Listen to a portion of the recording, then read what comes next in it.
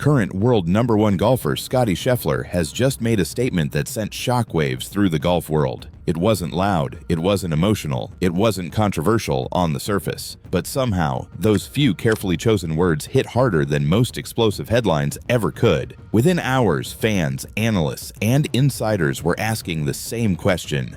Is professional golf quietly changing right in front of us? Golfers speak publicly all the time. Press conferences, interviews, post-round comments, most of it fades away almost instantly. But every once in a while, a player says something that doesn't just comment on the game, but challenges it. Something that makes a century-old sport pause and reflect on its own direction. That kind of influence is incredibly rare, and only a handful of players in history have ever held it. Scottie Scheffler is now one of them. To understand why his words matter so much, you first need to understand who Scottie Scheffler really is. He isn't just another top-ranked golfer enjoying a hot streak. Scheffler is a phenomenon, a player whose rise feels less like luck and more like inevitability unfolding in real time. Born on June 21, 1996, Scheffler was introduced to golf by his father at the age of 5.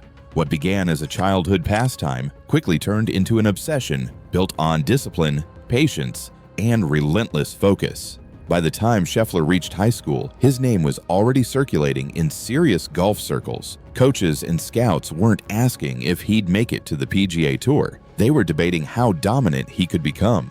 That momentum carried straight through the University of Texas at Austin, where Scheffler developed a reputation for consistency, competitive fire, and an almost unnerving calm under pressure. He wasn't flashy. He didn't chase attention. He just kept winning. That same pattern followed him into professional golf. While other players surged and faded, Scheffler stayed steady. Tournament after tournament, he showed up with precision iron play, elite ball striking, and a short game that refused to crack when pressure peaked. In March 22, he reached world #1 for the first time and held it for an astonishing 29 consecutive weeks. That stretch wasn't just dominance, it was control.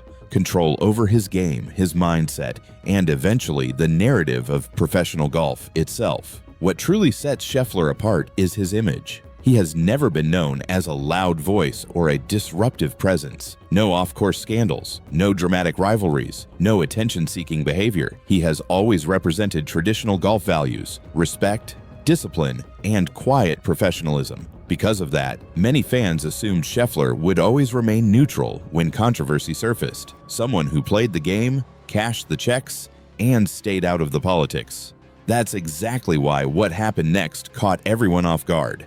When Scottie Scheffler finally chose to speak openly, it wasn't a rant or a complaint. It was calm, thoughtful, measured, and that's what made it powerful. When the most composed player in the sport raises questions, people listen differently. This wasn't about stirring drama. It was about addressing an uncomfortable reality that's been building behind the scenes for years. For some time now, the PGA Tour has been walking a tightrope. Privately, players and agents have voiced concerns about structure, control, and the future of the game. Publicly, most stars stayed silent, especially those at the top. Speaking out carries risk, and when you're already winning, silence often feels safer. Scheffler didn't take that route. Instead, he spoke with the authority only a world #1 truly has, and the reaction was immediate. Social media lit up. Media outlets rushed to dissect his words. Fans debated what it all meant. Some praised his honesty. Others felt he crossed an invisible line, but nobody ignored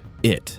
The conversation around professional golf shifted instantly. At the heart of that discussion sits live golf. By now, the rivalry between live golf and the PGA Tour is impossible to ignore.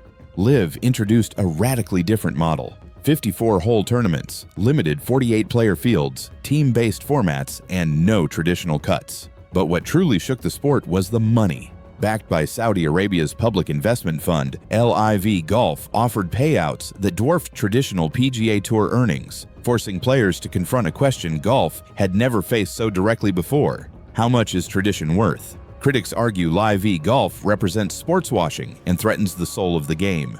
Supporters counter that it modernizes golf and gives players long overdue financial freedom. Either way, the impact has been undeniable. Big names like Phil Mickelson, Dustin Johnson, Brooks Koepka, Bryson DeChambeau, Sergio Garcia, Patrick Reed, and others made the jump. Their departures fractured the sport and forced the PGA Tour to respond. And respond it did. The PGA Tour issued suspensions to players who competed in LIV events without permission, even barring them from Ryder Cup eligibility. It was a firm stance meant to protect tradition and authority. At the same time, the tour dramatically increased prize purses, with several events jumping to $20 million and the Players' Championship reaching a historic $25 million. An earnings assurance program followed, guaranteeing players a minimum income if they met participation thresholds.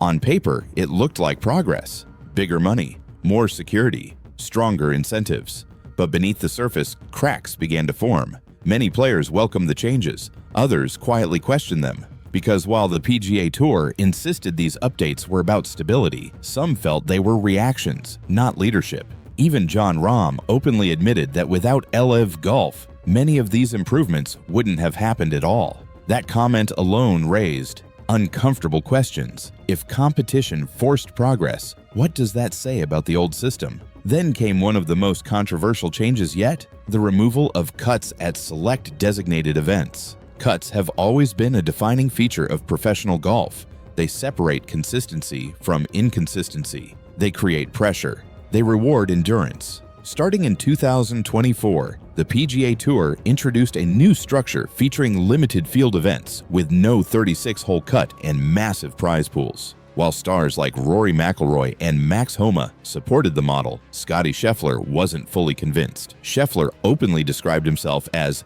50-50 on the issue. From a fan and sponsor perspective, he acknowledged that no-cut events can deliver star power through the weekend. But from a competitive standpoint, he raised concerns. Missing a cut, he explained, can sometimes serve as a reset, a chance to regroup, adjust, and come back stronger. Playing 4 poor rounds in a no-cut event doesn't always benefit players or the quality of competition. Those comments landed hard. Veteran players echoed similar worries. Ryan Armour, among others, warned that removing cuts could unintentionally push players away rather than secure loyalty. Under the new structure, even a golfer ranked 70th or 80th in the standings, a strong season by most standards, could find themselves locked out of the biggest events.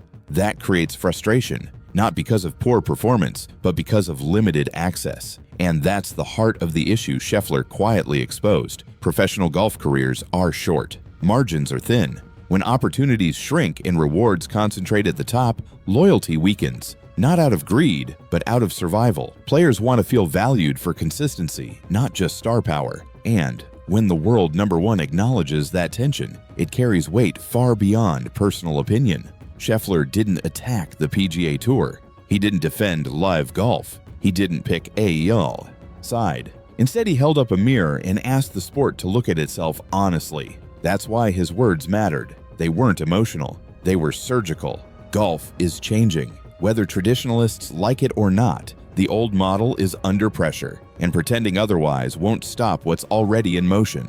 Scottie Scheffler didn't start this transformation, but by speaking when he did, he accelerated the conversation. The future of professional golf now hangs in the balance between tradition and evolution, stability and freedom, legacy and opportunity. And when the quietest man in the room becomes the one everyone listens to, you know something significant is happening. This wasn't just a comment. It was a signal. If you're into the real stories, the hidden tensions, and the moments shaping golf's future behind the scenes, make sure you subscribe for more weekly insights and deep dives into the sport's biggest shifts.